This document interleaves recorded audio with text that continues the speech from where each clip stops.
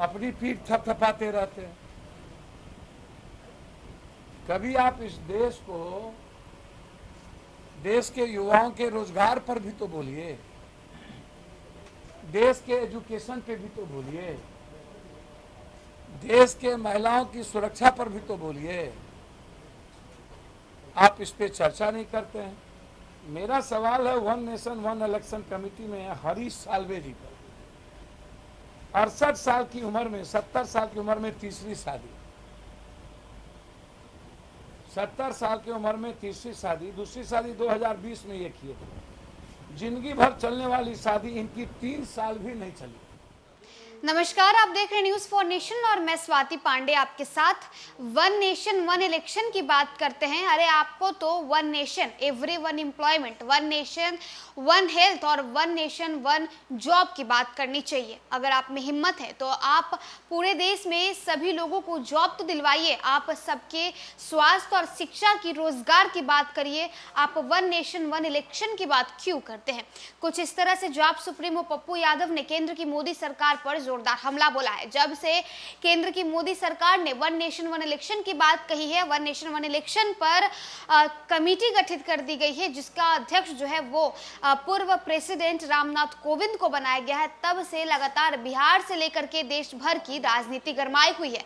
विपक्ष लगातार इस मुद्दे पर हमलावर होती नजर आ रही है और ऐसे में एक बार फिर से जॉब सुप्रीमो पप्पू यादव ने बीजेपी पर जोरदार हमला बोला है, केंद्र की मोदी सरकार पर जोरदार हमला बोला है और कहा है कि ये सिर्फ बकवास करते हैं, ये सिर्फ अपनी गद्दी के बारे में सोचते हैं, अपनी सत्ता के बारे में सोचते हैं। इन्हें देश के युवा से, देश की जनता से कोई लगाव नहीं है। अगर आप में हिम्मत है तो आप सबको रोजगार दिलवा करके दिखाइए। अगर आप में हिम्मत है तो आप वन नेशन वन हेल्थ की बात करिए। वन नेशन वन इलेक्शन करवा कर आप देश को तोड़ना चाहते हैं। क्या कुछ कह रहे पप्पू यादव, किस तरह से उन्होंने बीजेपी पर जोरदार हमला बोलते हुए और वन नेशन वन इलेक्शन पर अपनी प्रतिक्रिया दी है। और पूरी टीम निकट भविष्य में जो आने वाला चुनाव होगा उसमें जन अधिकार पार्टी के बगैर, उसकी भूमिका के बगैर कोई सरकार न बने, इस पर हम लोग आज से ही काम करेंगे। दूसरी बात, मैं वन नेशन वन इलेक्शन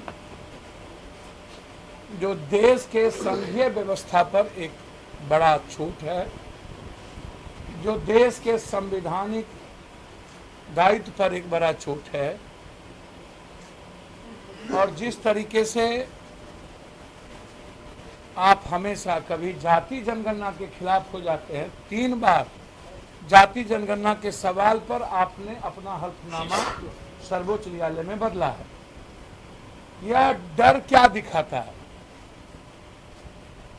देश में जो दलित हैं, आदिवासी हैं, निषाद है, केवट है, मल्लाह है, शर्मा है, तांती है, चंद्रवंशी है, नुनिया है, कहार है, कुम्हार है, राम है, पासवान है, केवट है, भील है, धानुक है, शाह है, चौधरी है, कलवार है, ये जो जातियां जो आर्थिक, सामाजिक और राजनीतिक रूप से बिल्कुल कुशवाहा है, जो कमजोर हैं, जिनको हमेशा से आप कभी कहते हैं जनगणना होनी चाहिए, कभी कहते हैं कुछ होनी चाहिए, तो इतना कंफ्यूज देश की सरकार कैसे हो सकती है?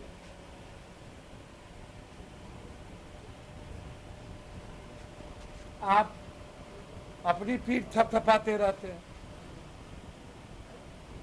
कभी आप इस देश को, देश के युवाओं के रोजगार पर भी तो बोलिए, देश के एजुकेशन पे भी तो बोलिए, देश के महिलाओं की सुरक्षा पर भी तो बोलिए। आप इस पे चर्चा नहीं करते हैं। मेरा सवाल है one nation one election committee में हरीश साल्वे जी पर। 68 साल की उम्र में, 70 साल की उम्र में तीसरी शादी, 70 साल की उम्र में तीसरी शादी, दूसरी शादी 2020 में ये किए थे। जिंदगी भर चलने वाली शादी इनकी 3 साल भी नहीं चली।